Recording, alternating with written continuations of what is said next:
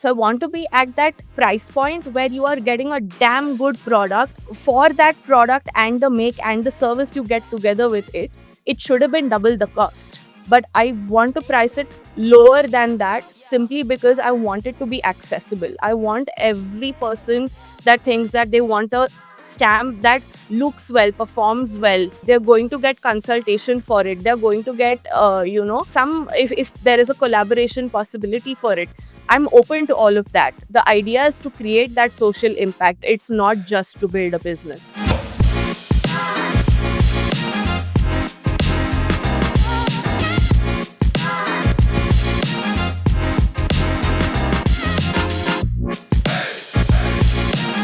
Today's guest is someone whose work I have been following and admiring for a long time. Komal, the founder of Go Necessity. If you have ever come across her brand, if when I say this, it leaves an impression when you come across a brand. I think that would be the warm colors, the aesthetic, and the consistency that makes her brand stand out. What I really admire about her is that how she has turned a simple thing as stamps into branding essential for small businesses, right? So she has worked with everyone from ceramic makers to soap brands to packaging businesses and so on. So outside building her own brand, she loves traveling, meeting new people, trying new food, Yeah. and yeah, that's all I know about her for now.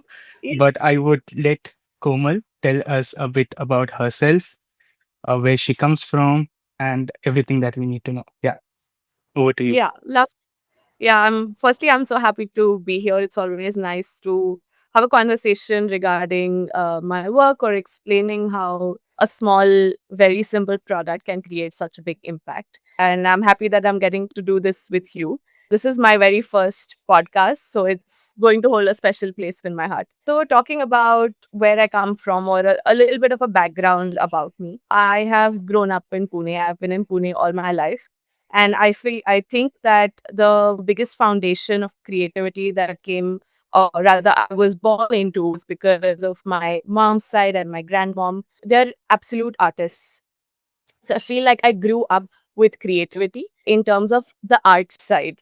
And with my father, it's more creativity on a mechanical side. So I feel like there was a lot of structure, but also a good flow of art when it came to my childhood. And I think that is what has kind of, got me into the space of number one, creativity, but number two, creating an impact with creativity. I feel like the impact part, when I talk about it, it would be simple things like, when you have when we had birthday parties, or when we were going to someone's birthday party, there would always be something that we make by hand for that person. It was never a space where we purchased something to gift. It was also it was always something that I had to make. And it wasn't an like a rule book, but it was more a fun activity as well, because you think about the person, you think about what they would like, you think about the colors they would like, or how they can use it, or is it going to behave as a little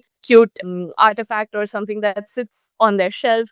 So there's already the thought process of what the other person would like. How do they need something, because when you have friends, you kind of or are always in conversation, whether you're a child or whether you're an adult. There's always conversation about, oh, what do you need, I would like to gift you something you need. So the idea was always to make return gifts, but to also make the gift that you would give someone. So I feel like the thought process I have grown up with, which was the biggest foundation for me. My very first brand that I started was of bow ties, pocket squares, suspenders. So a lot of men's accessories that I also evolved into making it gender neutral and having it for women as well. But that also turned into making bow ties for pets. So that was a really cool, take on, or rather, it just happened to be right. Like it was more a part of the process. And this brand I started when I was still finishing my design school. I studied fashion design, and in the third year, I sort of knew that okay, we don't want to waste time. Let's try to do something in which we can earn some pocket money, but also see if that is a viable business idea. And if it works out, then I have a year to figure out, whether it can be built into a full-time business. So then we don't waste time. If it doesn't work out, we can find a job. If it works out, nothing like it, we immediately continue. So 2016 was when I started my first brand. I was in third year of college. And the reason I wanted to start my brand, or rather, I wanted to be an entrepreneur or build something of my own, was because of my father. So he's always had his own business. He's been a one man army in his business, and that is something that is extremely commendable. And I feel like the kind of lifestyle he had was to be able to, work really, really hard when that work is happening, but be able to take time off for personal space or holidays, or, he's a big checker. I think my audience also knows a lot about my parents because they're a big part of my life and a big part of my brand. So I always admired how he could balance both, or rather make time for both. And I think it's not always a choice, but if you do have the choice and you don't take advantage of it, that's a shame.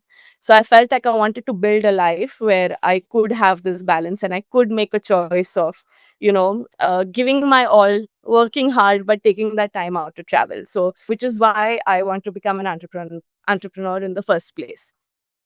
COVID hit, so the first brand had to pause, and it's still paused. I do at some point want to restart, but I know the time is not now, because I feel like for something better to start, like you need to make room in your life.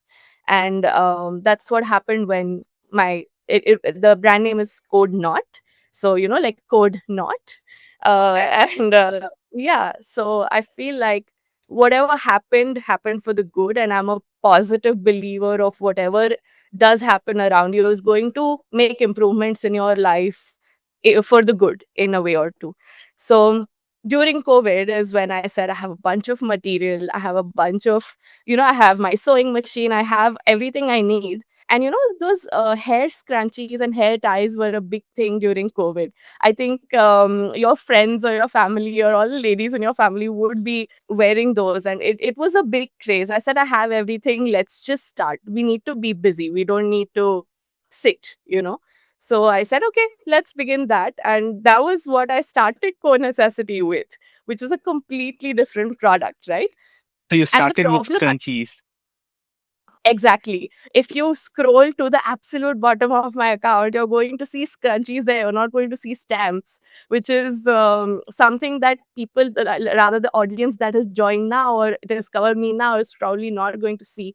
But the people that have seen me from before are still coming back to me saying, I am wearing your scrunchies since 2021. They have lasted so well. Can you please make more for me?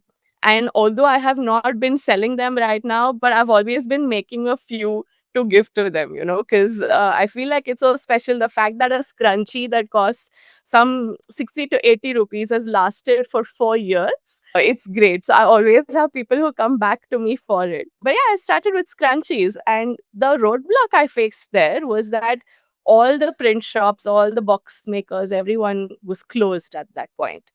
So I did not want to pack the scrunchies in a box. And thankfully, I had a lot of material because I had a business that was already running. So I needed to brand that box.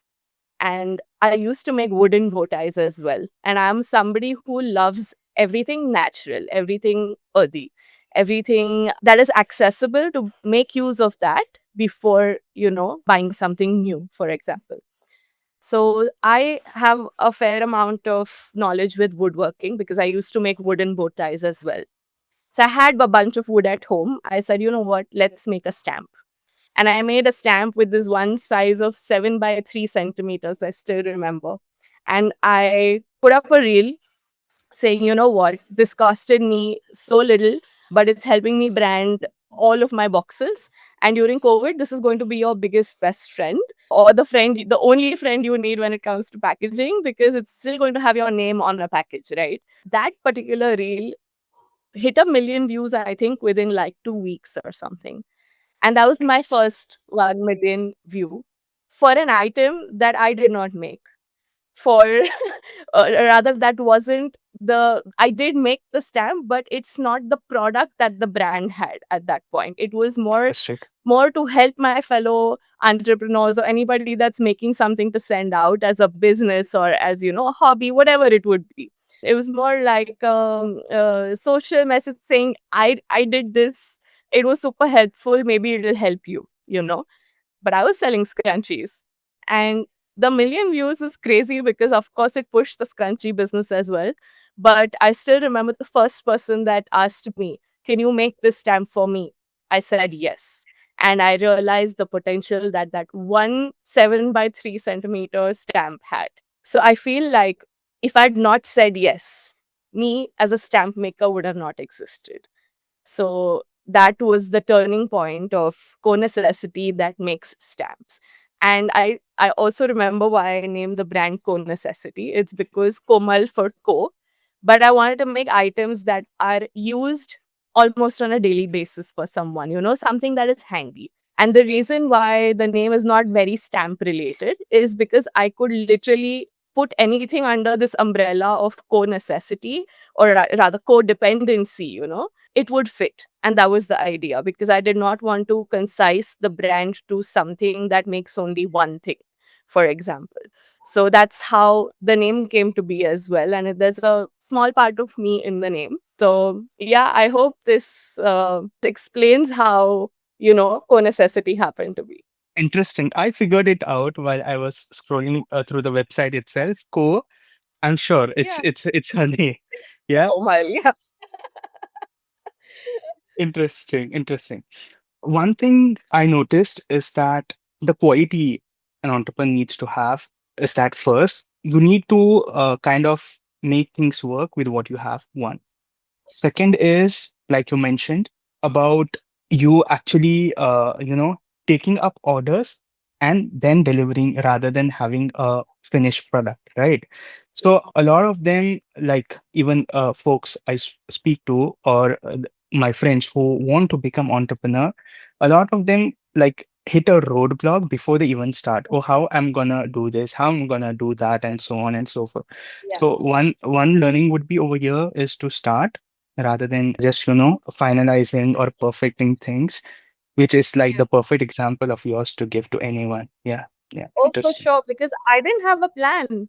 I just said I need to be busy. I need to make some money because, as a student who already was independent before they graduated, it was for me, I just needed to be busy.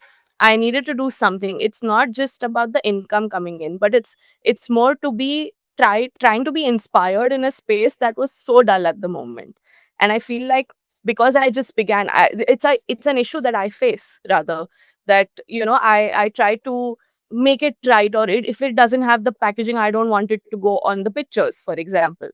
I used to be that person, and I feel like that just either delays a lot, or the spark you have in the moment and the excitement you have in the moment for that particular product, it slowly dies down, and then you forget about it. I still have probably 3 to 4 items that are lying on my rack and my shelves for the last 1 year that could just I just need to take pictures, list it, upload it, and sell, and they will get sold. But that excitement is gone. And as a creator, when that excitement kind of goes, your creativity also gets impacted. So I feel like you just need to hit start.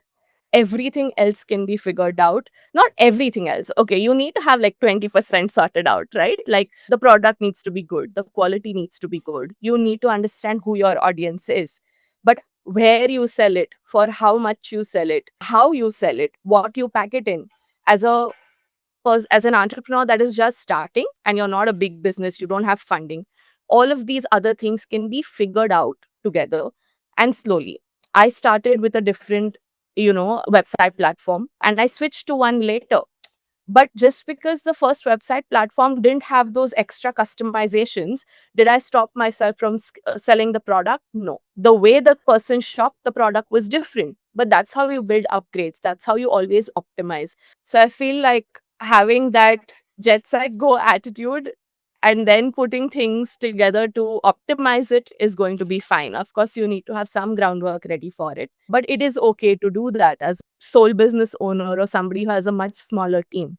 I feel like that shouldn't be the pressure, because it's not like we have funding. It's not like we have 10 people to fix this. It's not like we have these big budgets to get an agency to do it. So it's okay to make mistakes, and it's okay to have things happen slowly as well. Interesting. For me, when I came across your brand, right, one thing that stuck to my mind was white background and wood Mm-hmm. in the theme, right? That was common and it was across. And not just now, even like I think I started following your page back in 2022. Okay. I used to scroll and listen to the story and what you were doing and so on, right? So that was always there. Oh, this lady, she makes stamps. So cool. Like, that thing was there. It was there in my head always. Okay. So just in my case now, when I think of your brand, it's that white and wood theme, okay? And for Yeah. me, I'm obsessed with that color. That Ah. could be, or maybe I'm biased because of that. I paint my entire apartment to that. Like everything is painted white, and And everything then else, contact. yeah, on with the wood, right? So that could be one thing. But how important do you think is branding? I mean, the foundation for branding when someone is just getting started. Like that sets you apart, the tone and everything, right? Yeah. So I feel like I have maybe a different opinion than other entrepreneurs. I designed my logo. Okay. That was going to be my brand identity. But the rest of the aspects, for example, now I don't have this entire visual book or a brand book that has a submark, that has these, fixed color palettes, that has a fixed font. I did not go into such details because I myself knew if I went into those details, it would delay launching the brand. So I told myself, okay, we need two things in place. One is the logo, the second is a kind of mood that we want to set. Now, the mood somehow came to be like palette that you see on my Instagram. It's a complete reflection of me. And that's because I am somebody that likes neutral colors. I am somebody that, wants to focus, or rather put focus on the most important part, and the rest can be there for it to look good but not overpower. So I still use 4 to 5 props that I have always used since the start. One was my white table. That was from IKEA. Everyone asked me, "Oh, where did you get this from? What is this backdrop? What is the paper that you use?" No, it's just the basic white table that I got from IKEA that are set near a window, and I shoot there because it gives me the most amount of light. And the reason I chose wood is because I do not like to use, a lot of plastics. I feel like they can break, or it doesn't add that kind of value or worth to the item when it comes to the usage factor of it or the aesthetic factor of it. Now, the reason I use wood, number one, is because it automatically adds this texture and this mood to the product itself. Anything that you see that's wooden is beautiful, right? Number two was that me being an entrepreneur, essentially my audience is who I am as well, an entrepreneur, for example.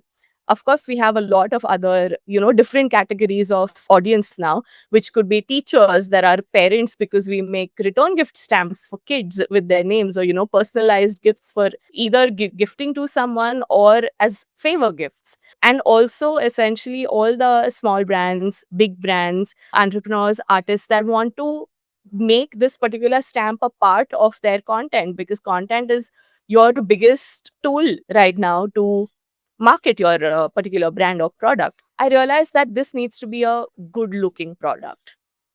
If it's good looking, I get two things. Number one, of course, the product value worth is already much higher. But number two, a lot of entrepreneurs are going to use this particular stamp for making their content, which means what? It's indirect marketing. It's, if somebody sees that particular stamp, they like it, they want it because they know how and why it's being used. And the fact that they also start thinking about how can I incorporate this particular stamp or this particular item from Co-Necessity into their content with videos, because content is everything at this moment. It is a free tool to market, right? So that was the idea being of using wood in all of the products. The reason why I chose white is because I feel like a lot of colors, rather the warm tone colors that you talked about, they come together, but I use a lot of beige, white, and browns. these are my primary colors, right? And there are different shades or different textures within this. What this essentially does is that because I make stamps, and when I'm shooting videos of the stamps that I make, it's going to showcase and put focus on the design of the stamp rather than the stamp or the background. So the hero eventually will always be the stamping impression that comes in place, because that is usually the blacks, or when I'm stamping it on clay, the shadows kind of play a part with it. So it somehow just came together, and it's still those 4 to 5 props that I use till date. I was using, those baby's breath flower that you saw initially. I used that one same stick for almost 2.5 years. My investment for that was some 10 to 20 rupees, but I took care of it, so much so that you will see that the stem is the same shape, but slowly the flowers are going away. So I felt like I did not need to invest a lot in props. I didn't invest in lights. I didn't invest in backgrounds. I worked with what I had. I worked with that one IKEA cork coaster I had. I worked with a jute fabric I had, which I had gotten for my bow tie related work and shoots. And I still have that, and I still use that. So I feel like when you think creatively with what you have and how you can make it work, you don't necessarily need to invest in the other things. So which is why I feel like the reason why the brand image is the same, or you see the similar colors in my studio, it's because those are the colors that I like. Those are the colors that give me joy. Those are the colors that excite me. I feel like I didn't think too much just about the brand and the branding. I also thought that it needs to be a sense of me. So that's how the branding came to be. And that's essentially because I'm a big part of the brand. Me showing up in videos, me explaining things, me talking to my clients. It's not always on screen. It's about how present I am for each and every order, each and every client. And that's what makes Co Necessity what it is. So, yeah, so I feel like for me, branding has to be a lot about you if you're going to be the face of the brand, or if you are somebody that's going to run the brand by yourself. Interesting. I mean, like what Yeah. comes naturally to you that won't need any effort, right? Like it gets smoothly for you and blends Yeah. in the way you work and Yeah. so on. Yeah, the effort is still there, because you need to make it look good. You have 5 things, but how do you make it look good on a video, or how do you make it look good Precisely. on picture? But it still comes more naturally, and Exactly. I have to think about how to play around with those things, as those props as well, and the placement, because I can't have the same thing every time. So that also led me, it was a challenge to say, okay, how can I make this look different? I don't want to buy new things. I don't want to, like, this is what I want to use, because essentially my audience started recognizing the brand from that particular arrangement and those props. So those became a big part of the brand identity also, like a fabric, a jute fabric, a brown jute fabric, or a cork coaster, as simple as that. Lovely, Yeah. lovely. Coming to your Instagram, right? Like you have stayed, I mean, stuck to the theme and that style for years together, right? Without breaking it. What is your secret to being consistent throughout all these years? I think that there are 2 factors, or 2 or 3 factors that come into this consistency. One is the fact that it's a free tool that if in today's age you're not utilizing, you're falling behind.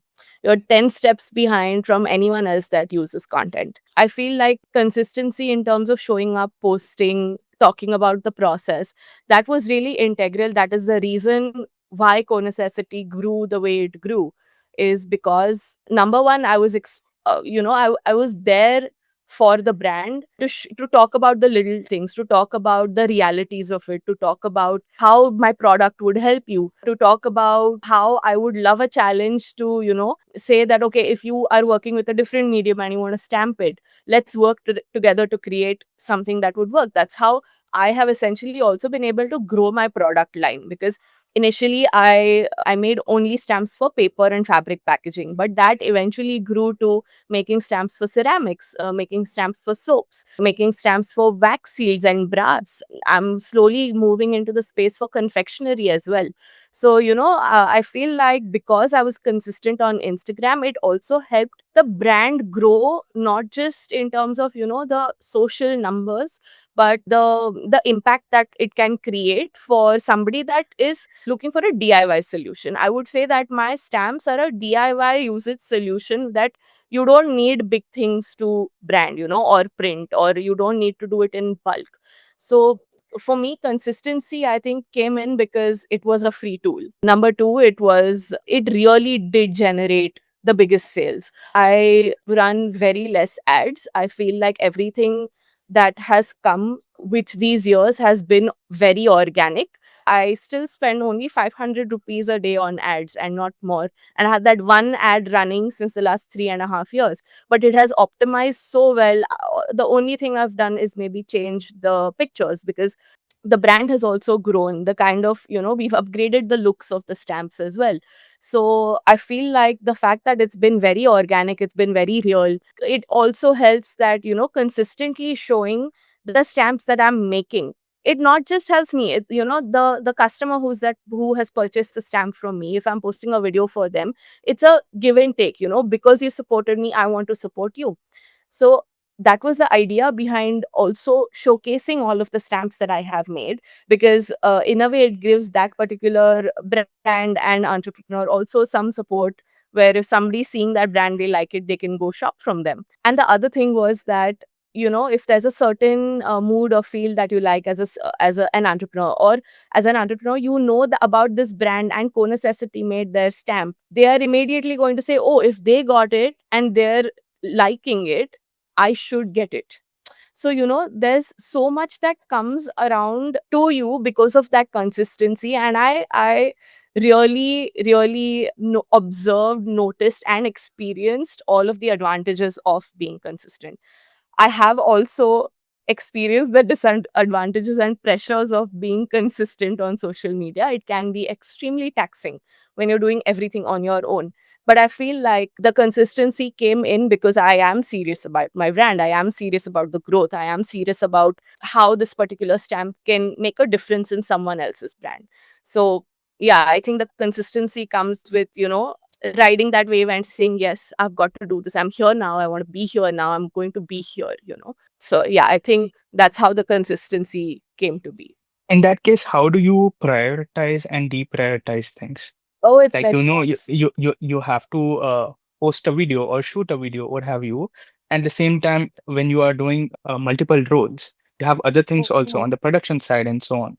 Yeah. How do you kind of make a way there? So for me, I would say, and this works really well for me and my brand, we're a team of three. My husband is a part of the business now. He joined us last year. So We it's have four, or including him, it's three. no, it's including him. It's three, and I hired my first team member in, I think, 2023. Yeah, it's been 2.5 years since she's been with us, and she takes care of, managing the studio space, managing the inventory, getting a lot of the shipping work done. So I feel like because it's just the three of us, we now have segregated roles. When it was just me, the business is also a bit smaller. It was still really tough to manage everything, but also the number of products that we had was lesser back then.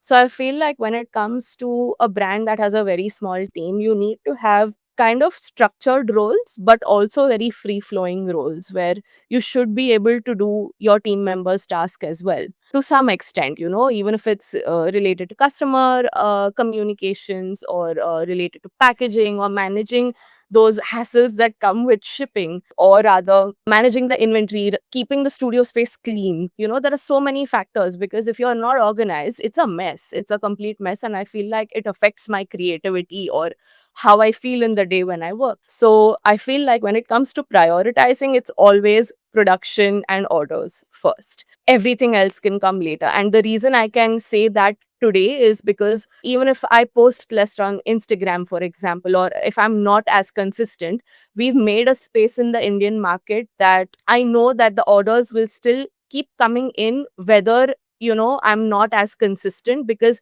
the word of mouth factor is so strong, or rather the type of products we, not many people are making right now, and there not many people are making it to the standard and quality that we are right now. Also the service that we provide, we have messages that are replied to within 5 to 10 minutes or lesser within our working hours sometimes. So feel like I prioritize my client first. Everything else can come later. When it comes to production, when it comes to communications, when it comes to getting the orders ready in time and shipping them out, that for me is priority. Everything else can happen after. When it comes to shoots, when it comes to posting, when it comes to social media work, for me, that is secondary. Because if somebody is coming to me, they're coming to me with the intention that they require this particular item for their business processes. Makes So sense. there is no way that I'm going to delay that because I need to take a video, you know. So there are times where I make stamps, beautiful branding that I love, something that I want to showcase. There are days where I absolutely cannot shoot, or when it's raining. Like, I haven't shot a video in the last 2.5 months because the weather, like the light is just so bad. So I feel like I note things down. Sometimes I make those stamps again because they also act as samples, but they help with product shoots or product videos. And then I work on those videos and social media work when time is feasible. So I'm grateful that we've reached a stage where I can now only prioritize orders that need to go out. Imagine we make every item from scratch. I have to figure out what works for the client. I have to work on the design files. I have to make sure that the stamp is made, prints perfectly, or it stamps perfectly. There's test checks, and we ship it sometimes within 2 to 4 days of the order coming in. And this is for a customized item. So there are brands that are not even doing this for ready to ship items sometimes. So I feel like that is something that is highly appreciated. Of course, there are sometimes delays. There are so many obstacles that we face, or there's material shortage, or we don't have electricity. Like, those are very real problems, especially in India, like not having electricity or the Wi-Fi not working. Those really hamper our processes. So we do say 10 to 12 working days, but usually it gets done well. Like, it gets shipped well before that, or rather, it gets delivered well before that. So I feel like that is my priority, and that is, I think, always going to be my priority, because the better service you give, the more the customer is going to come back to you, the more you're going to be recommended. And I think rightly so, because they're paying customers. So yeah, all the other Makes tasks a lot of sometimes sense. can be secondary. Yeah. So you mentioned about you starting with the stamps, right? And then later on got into ceramics and so on, right? So how did that happen? Like, did it come because of the inquiries that you were getting, or did you see like there's a potential for stamping also? There's a potential for soap brands also. How did that happen? It did. It was two, I think, again, two factors. For me, it's always multiple things that come into, resulting in a certain progress or upgrade. One was that people requested for it, but also the fact that I was curious to see what else can be stamped, what else can be branded. Because the idea was to be able to make a lot of stamps, a lot of different types of stamps that work on different surfaces, so that more and more artists and entrepreneurs could use this particular tool, because it's an affordable tool that you can have even if you're a bigger brand. If someday your inventory cycle, or like, that is kind of, your supply chain is broken in some way, or that there are delays, you can still use this particular stamp to brand a box and send it out. Because okay, it's not a digitally printed, or it's not a screen printed result, but it's still a damn good result on a box when you're printing this particular stamp. So I feel like the idea was to solve a problem of branding many surfaces. Interesting, interesting. Yeah. Also, when I was scrolling through your website, not just India that you are delivering, but also abroad, like UAE and other countries, right? Could you tell us that story? Like, when did the first international order come in? Even if that was through content, then how did that happen? It definitely was through content. Feel like at that point I was in a phase where I was still able to manage all of the DMs that that come onto Instagram, because now I have to keep it on auto message. There is no way that I can manage two channels for customer relations. So I remember my first order that came from Singapore, and I was not planning to, go online at international at that point. But I said, you know what, till we don't try it, we won't know. So I sent it to them as, on a personal level, not as a commercial level, to see how it would behave, to see what their expectations are. Because when I know the expectations that come with the Indian audience, but with an international audience, a lot of people or a lot of the types of materials available can be different, right? So for me, that was a stepping stone to opening international markets for sure. And we have so many clients that are continuously coming back to us to get more items, because it is more affordable for them in a way, but they also love the product. It's not just the affordability factor, it's also the service that they're getting, the kind of consultation they're getting in terms of what kind of branding can be done, or what kind of stamps would be suitable for their design. Because when it comes to every design, how it stamps, how it looks, what kind of surfaces you can stamp it on, it varies a lot, because it's the design, it's the material, and the surface that kind of play together. And the biggest factor is the user and how they use it. So it's definitely a learning curve when it comes to understanding how to use the stamps, but a little bit of practice, and then you're going to realize that it's the easiest tool to use and the easiest tool to have for any brand when it comes to, DIY printing and stamping solutions. Interesting. I just wanted to know what are, like, if you could give like 5 mistakes, you know, you would advise young entrepreneurs not to make, like, while they are starting their business. 5 mistakes, I think, in no particular order of importance. I would like to give the mistakes that I have made, that, I would have liked to avoid, but they're a big part of your progress in a way. I think hiring later than you need to. You can't, as one person, do everything. The more hands and brains that you get to help for your business, you're going to open up your potential to a lot more progress. So I feel that, and that progress can not necessarily mean income. That progress can mean the type of work you do, or the way you work and the way you function. So hiring later than you should, or not hiring at all, both of those are a big no-no. If you feel, even if it's a small brand, or if you're a small business, or you're somebody that wants to work on your own, getting that help is extremely essential. The second one would be, I think, not investing in the right equipment. I wouldn't say the right equipment, but the equipment and tools that would help you perform better, because maybe they come at an extra cost. I feel like the sooner you can save up to acquire those, the better your work is going to be. It's like, hiring a team member almost. But yeah, the right tools and equipments are going to have a better result for your product or your processes. I think another mistake that I made initially, like, I think in the first few months of starting Co Necessity, when I was making scrunchies, is not realizing that a small business can also have a huge impact on your audience. When we think about brands that have impact or create change, we think about these big brands, but that is not the case. You, as one person, can have that impact on your surroundings, the market that you tend cater to. So I feel like, have find your potential, find that particular power in you to realize that you, with your one product, can also make a huge difference. So, to have that confidence in yourself, because if you don't have the confidence in yourself, who is going to have confidence to buy from you?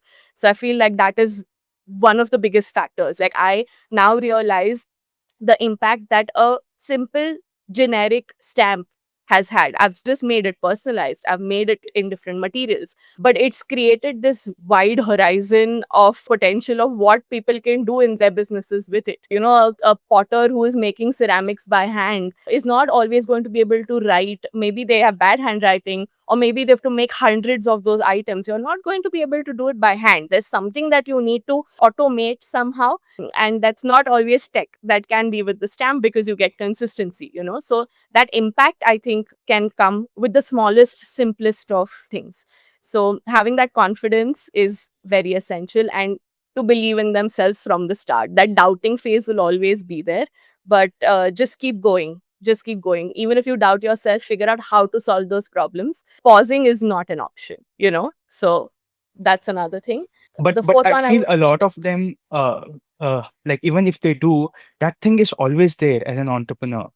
like doubting or maybe thinking, it is something that I'm, yeah, yeah.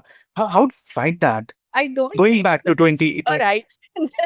I mean, it's something that you have to live with, because I think that questioning your decisions, questioning your processes is eventually going to make those processes better, is going to give you a better result. Because I feel like if you jump in with confidence and having zero doubt about your product, then you have some crazy great invention. There's always going to be like optimization and improvement in something, and that can come with feedback, but that also has to come from within, because you have to start question, like there's one that is unnecessary questioning and constantly overthinking about things. I think that can be a huge loss of time, which essentially a solopreneur does not have. That is something that you require more of. I feel like self doubt to an extent that is going to actually help the business, help the product, is healthy. But something that is constant pondering, constant overthinking, constant doubt, that is, I think it is very relevant, it is very real. I have faced it, all my fellow entrepreneurs have faced it. So to not be pressured by it, but to find tools to de-stress, to have a chat with someone that understands your problem. I feel like talking about these particular overthinking natures, or something that you have a doubt of, with somebody that has faced that, is very relevant. You can't just talk to a random friend and say, oh, I'm facing this problem. That friend is not going to understand where you're coming from. They've not run a business, maybe they don't have that kind of an experience. So yeah, healthy questions that you ask for your processes is great, but the self doubt part, I still struggle with it. I am going to be very real. It's the life of an entrepreneur, but to figure out how to handle it in a better manner, or to reduce the overthinking, and rather, if you feel like, okay, I can't manage this right now, keep that particular task aside, get on to something that does not require you to think. I think that helps me. Like, I just start making boxes at that point of time, because I don't need to think about anything. So that kind of de-stresses me, and then I can always come back to the self-doubt task again. Yeah. Yeah. And I think the last two mistakes, I would say, learning how to say no and when to say no, because you don't require every single order. There are some orders that would come in where either it's too demanding and they're not ready to pay the worth of your time and the product, or it's something that you absolutely cannot manage but you have taken on, and then you feel like, oh my god, I can't deliver. Avoid those, because work will always keep coming in. Work is never going to stop. I also feel like, as somebody who customizes items and somebody who really stands up for myself, and I take pride in the kind of service I provide, I take pride in the kind of principles I have. If I'm taking a particular order, I am going to give it my all, I'm going to deliver it in time.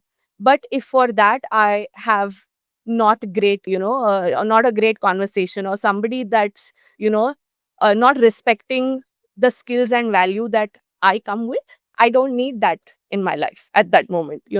I feel like the reason I can do something fast is because I spent years perfecting that skill. It doesn't mean that I will deliver in a day just because you require it, and you did not manage your time well, or you did not plan well. So, when customers come with that attitude and say, oh, but you can't do this. No, I can do it. I choose not to. I feel like drawing that boundary. I can say that now, after 5 years into this business, I can say that now. Earlier, I hesitated to, but I feel like I should not have, because I come with a set of values. I come with the attitude of giving my all, because you are supporting me with your investment for your particular product, right? It's a two-way street. It's not a one-way street. So yeah, learning when and how to say no with reasonable parameters, I would say. And I yeah, feel that when you take up, when you see those red flags and still you take up, that kind of most of the other things as well, right? Like you have a direction and the lane that you are going in. Yeah, no, over here you have someone coming in and spoiling the mood, and it kind of derail everything. That's so important, like to say no. yeah, because the attitude of, oh, I'm paying this for it, so you need to make everything happen. that's not the right attitude, because a lot of people, I feel like, have made it a, chalta hai attitude, that you kind of see that okay, it's just because it's accepted in this particular way, or there are many people who work like this, or I have spoken to other brands that are ready to do it, then why are you not? I'm not that brand. I will not cater to that attitude. And this is how you bring change. This is how you bring equality in customer with seller. I feel like the minute there's some sourness initially, it's already the kind of, my heart goes into making a particular item. Same for my team. They're equally invested as me to making that one stamp, perform great and last for a very long time. So the minute there's sourness, you just, whenever you look at that stamp, you feel like, oh, I wish they were nicer. Oh, I wish they would have respected me a little more. So yeah, I feel like if I'm coming with a positive attitude, I'm here to help you. I'm here to solve a problem. I will be there to communicate. But the same respect is required from the other side. And I feel like that I have been very, very blessed with amazing clients that have turned into friends, So not dealt with a lot of difficult customers, I would say, but the ones I have been really tough on me. And that's when I have learned to say no, because I feel like for me, my the positivity that I like to put in, I would like to receive. As simple as that. Also, this connects to one thought that came in my mind was that this to put this boundary. One more thing like that most of them do is that raising the prices. Like when you Mm. raise the prices, the kind of people you attract are also one who values your time and the efforts and your Yeah. skills and so on. Is that something Yeah. that you would recommend or I particularly have not done it myself. I don't know if that fully creates a boundary, because you're always going to have difficult customers, even if they're ready to pay a higher value, or you're always going to have very kind customers, even if their budgets are smaller. So I feel like it's more to do with the product than just raising prices, because the space that I am in, I want to be able to, cater to anyone and everyone that wants to use a stamp, whether they have a big budget, whether they are saving up to invest. So I want to be at that price point where you are getting a damn good product for that product, and the make and the service you get together with it. It should have been double the cost, but I want to price it lower than that, simply because I want it to be accessible. I want every person that thinks that they want a stamp that looks well, performs well, they're going to get consultation for it, they're going to get, some, if there is a collaboration possibility for it, I'm open to all of that. The idea is to create that social impact. It's not just to build a business. For me, it's a lot to do with the problem that is solving, and not the empire I want to build, for example. I'm not looking to build that empire. I'm very happy with my small but very sustainable business. I have never come with an attitude, or I've never come with the thought of, oh, business karna hai to bahut bada karna hai. It is more that I want to build a business that makes a difference, that caters to my needs, that caters to my family's needs, that caters to the kind of work that I like to do.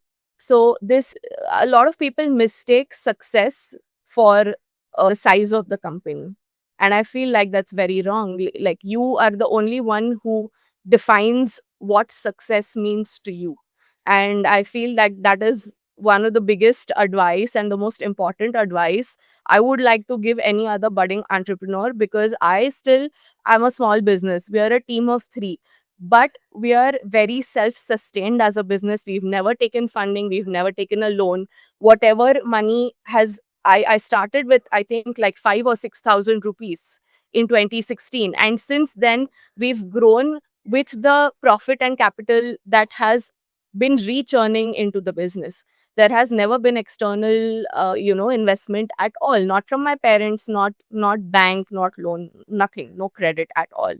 And I am very proud about that, because I feel like I am successful. My brand is successful. There are so many brands and artists in India that know about the stamps. And I feel like if that's not success, then what is, right? Because there's a genuine exchange, there's an honest exchange in that. There's a bond that this one stamp has created, even though they've placed an order on my website and not have had a conversation with me.